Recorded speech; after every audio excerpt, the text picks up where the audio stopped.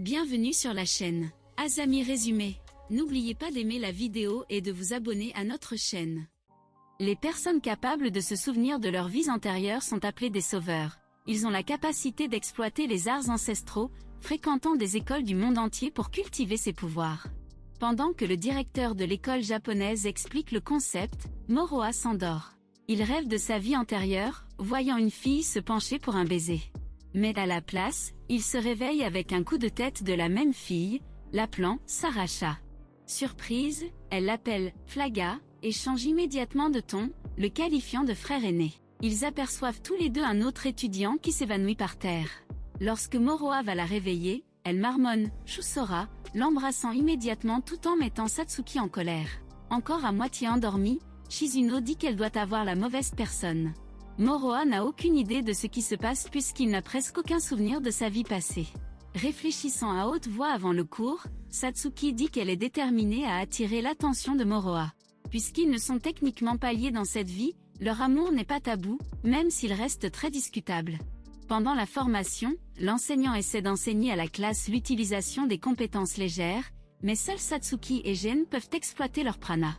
Ils se disputent et finissent par se battre. Satsuki perd et Gen fait chier Moroha quand elle la dégrade davantage.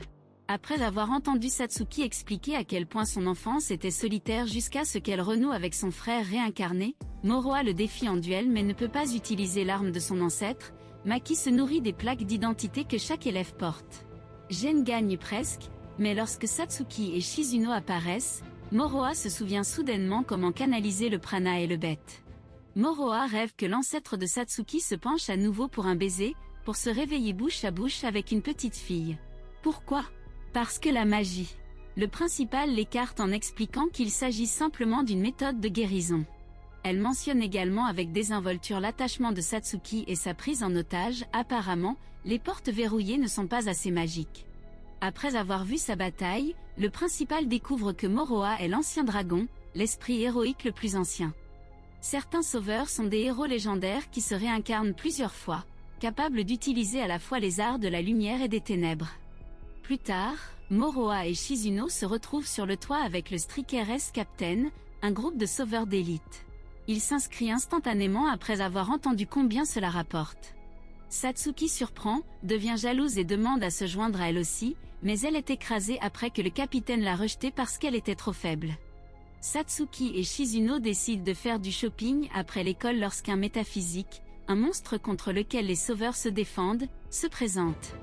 En disant à Shizuno d'évacuer les civils, Satsuki essaie de prendre le serpent géant sur elle-même, mais elle n'est pas à la hauteur, alors Shizuno intervient avec ses forces du mal après avoir appelé les Strikers. Conduisant le monstre dans un centre commercial, les filles commencent à se transformer en pierre, réalisant que le serpent a 9 têtes, ce qui en fait une classe de Dreadnought. De retour à l'école, les Strikers admettent qu'il faudrait 100 personnes pour combattre un métaphysique aussi fort, mais refuser d'intervenir ne fait que frustrer Moroha. Se souvenant à quel point il était impuissant à sauver ses parents, il se rend seul au centre commercial et retrouve un autre souvenir pendant le combat, lui permettant de vaincre la créature. Satsuki est ravi lorsque le capitaine du Striker lui propose une place dans la réserve de l'équipe après avoir entendu parler de son implication dans l'incident. Dans un café, le trio parle de l'autre jour où un homme étrange avec un accent britannique entre. Soudain le temps semble s'être arrêté, l'homme apparaît à côté de Moroha, point levé, mais il s'arrête avant de le frapper. Se demandant s'il pouvait le voir et pourquoi il n'a pas réagi, il part. Shizuno révèle qu'il est le rang S de la branche britannique, Edward, l'un des 6 seuls dans le monde entier. Depuis qu'il a vaincu un Dreadnought de niveau métaphysique, il est désormais éligible pour devenir également un rang S. Satsuki est excité mais est déçu lorsque Shizuno explique comment les rangs S doivent servir leur pays et n'ont aucune liberté. Il s'avère que la guérisseuse est la sœur cadette du directeur, Maya. Simulant une rencontre avec sa sœur, Marao se présente pour la trouver seule. Elle révèle que le frère de Shizuno est le président de l'école qui utilise Shizuno comme un outil pour faire avancer les objectifs de leur riche famille, ainsi que les siens. Cette nuit-là, il est invité au manoir des Urishibara pour le dîner. Son frère dit à Moroha qu'il est déjà qualifié pour être un rang S. Si les trois ont dit la vérité, c'est-à-dire. La famille souhaite que Shizuno reste à ses côtés pendant qu'il gravit les échelons. Elle se fiche du nom de famille et préfère dormir tout le temps car elle se sent piégée dans la vraie vie, mais dans ses rêves, elle vit comme une esclave. Sur le chemin du retour, Moroha décide de marcher le reste du chemin, où il est confronté à une femme conduisant une moto, vêtue de noir de la tête aux pieds, pendant un très bref instant car il évite magistralement de couper tous ses vêtements après en avoir un autre mémoire flash. Malheureusement, Edward ne peut pas accéder à la demande du frère de Shizuno car il n'y a aucune preuve que les trois n'ont pas aidé à vaincre le métaphysique.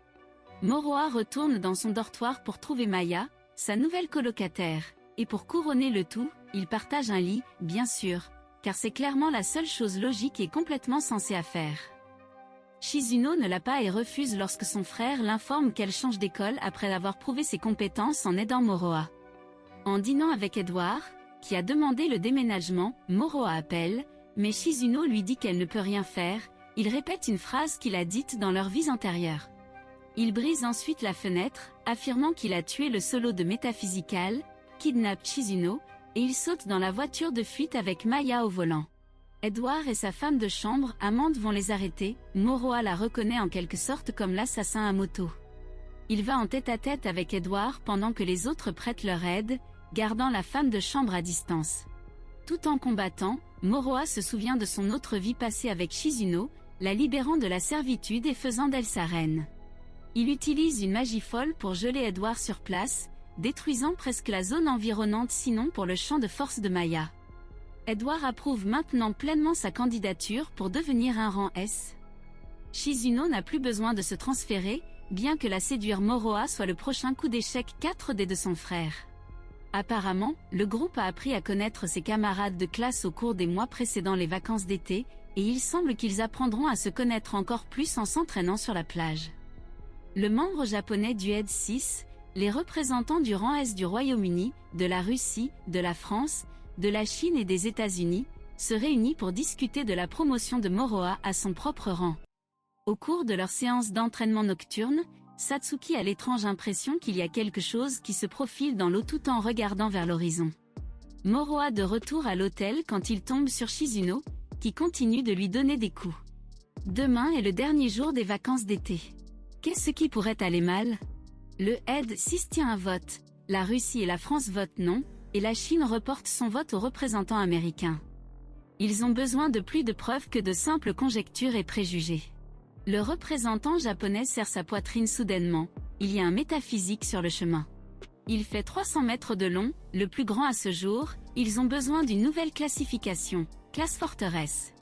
Le capitaine des Strikers dit à tout le monde d'évacuer avec le reste des civils, il n'y a aucun moyen qu'ils puissent gagner contre quelque chose d'aussi incertain. Un élève tombe soudainement malade et s'épuise, ce qui est tout à fait normal et non suspect. Le représentant japonais du ED 6 est assommé. Ils laissent cela à leur nouveau candidat S-Rank Savior.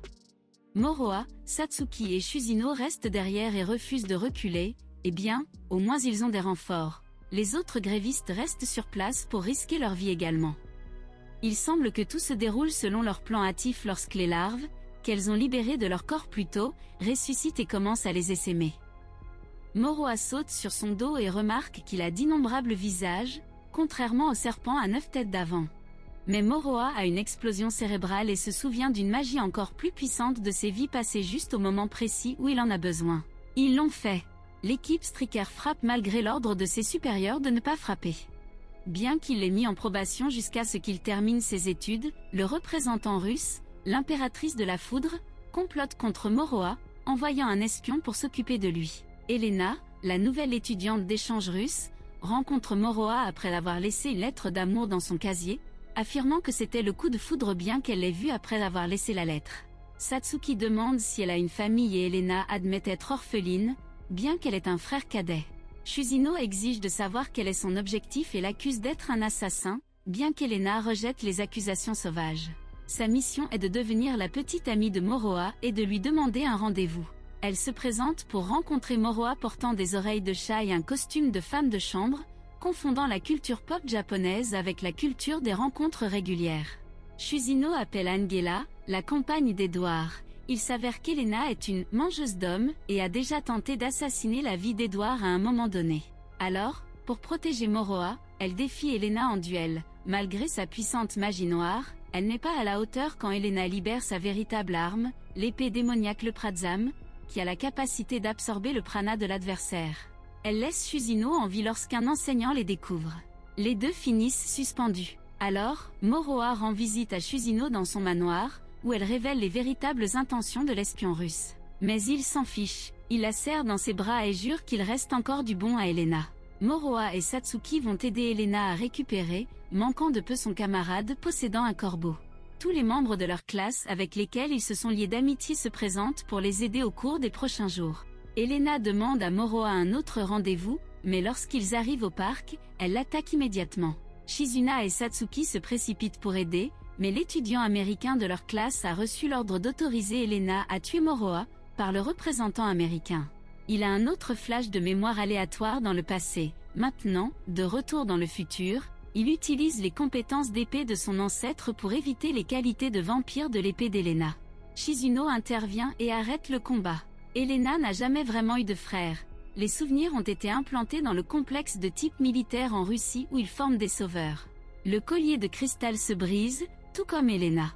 Elle devient possédée par la même personne qui possédait le corbeau pour veiller sur elle. Moroha convainc Elena de rester au Japon pendant qu'il décide de faire la guerre à l'impératrice éclair de Russie. Lorsqu'il arrive, il rencontre l'un des principaux membres de la branche russe, mais refuse de le tuer, ou de n'importe qui d'autre d'ailleurs, et le fait prisonnier. La seule personne qui l'emmène est Angela, donc aucun de ses amis n'est en danger et pour éviter un incident international. Moroha dit à son captif de révéler ses plans pour éliminer d'autres sauveurs russes de haut rang. Moroha fait preuve de méchanceté pour la première fois, se souvenant de ses jours sur le champ de bataille et poignarde son prisonnier. Bien qu'il s'échappe et le dise immédiatement à l'impératrice, qui est sans pitié, quiconque échoue, meurt, sans exception. Elle dit à ses partisans d'attendre qu'il fasse ses mouvements. Moroha continue de voyager à travers la Russie, neutralisant les forces des impératrices. Une nuit, alors qu'il marche avec Angela, ils remarquent tous les deux qu'ils sont suivis. Alors ils volent vers une zone proche bien qu'aucun d'eux ne puisse même le toucher. Certains Russes ouvrent une zone pour repousser l'embuscade.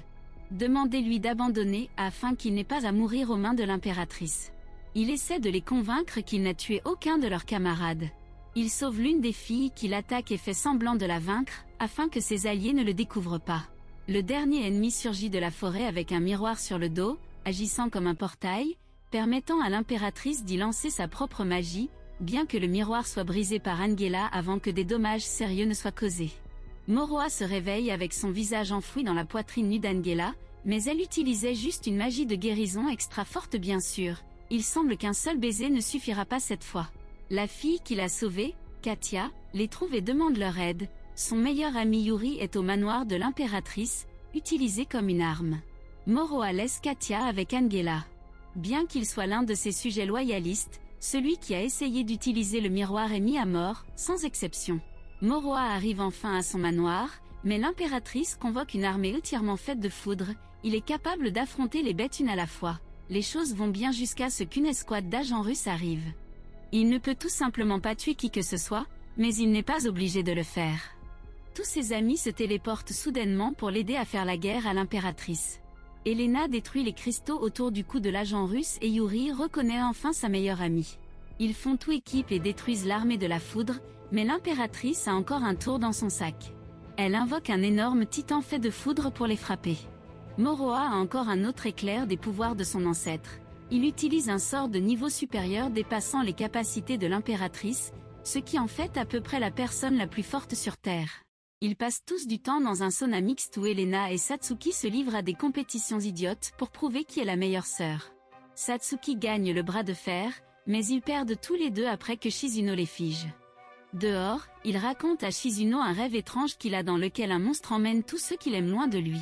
Pendant ce temps, le représentant japonais a une autre attaque lui causant une douleur invalidante à la poitrine. Cette fois c'est pire que tout ce qu'il a jamais connu. Un métaphysique apparaît en Russie, et Moroha reste pour l'aider. Comme Maya n'a pas pu rester avec Moroha, toutes les filles ont une soirée pyjama pour lui remonter le moral, bataille d'oreiller et tout. Le représentant japonais dit à Edward que ce n'est pas un monstre ordinaire, c'est l'ancien dragon. Un immense vide noir s'ouvre au-dessus du Japon et un énorme dragon apparaît. Les grévistes sont seuls pour défendre la ville. Ils doivent juste tenir assez longtemps pour que le principal téléporte Moroha au Japon. Alors qu'il planifie une embuscade, le dragon semble le comprendre et attaque. Bien qu'un grand nombre d'entre eux lancent des sorts, le dragon est capable de les inverser, reflétant les mots dans leurs yeux. S'ils ne peuvent pas utiliser la magie, comment sont-ils censés même le gratter? Les grévistes sont choisis un par un, comme si le dragon attendait son heure et jouait avec eux, attendant quelque chose, ou peut-être quelqu'un. La principale réussit presque le sort de téléportation, mais elle est piégée sous des rayons brûlants, c'est donc à Maya de terminer le sort elle-même. Edward intervient juste avant que le dragon ne l'attaque, succès, elle termine le sort juste à temps. Moroha se présente, mais il n'est pas lui-même, c'est le même dragon qui a tué ses proches dans ses vies antérieures. Il dit à tout le monde de rester en arrière pour pouvoir les protéger, mais cela ne sert à rien. Il ne pouvait pas protéger ses parents, Satsuki ou Shizuno, les deux tournent une pierre faisant perdre tout contrôle à Moroha. Satsuki et Shizun sont réveillés par leurs ancêtres qui leur parlent dans leur état inconscient, ils ne peuvent pas le laisser seul à un moment comme celui-ci. Ils sortent tous les deux de leur prison de pierre, apparaissant comme leurs ancêtres, Moroha se transforme également, combinant ses deux ancêtres en un seul corps. Le dragon ne peut pas contrer les sorts s'il ne peut pas les voir. Angela jette son épée, arrachant son œil. Avec l'aide de Satsuki et Shizuno, Moroha canalise leur magie avec la sienne, mettant enfin fin au cycle de pertes tragiques qui le tourmentait, lui et ses ancêtres. Merci d'avoir écouté jusqu'au bout. Abonnez-vous pour plus de vidéos comme celle-ci.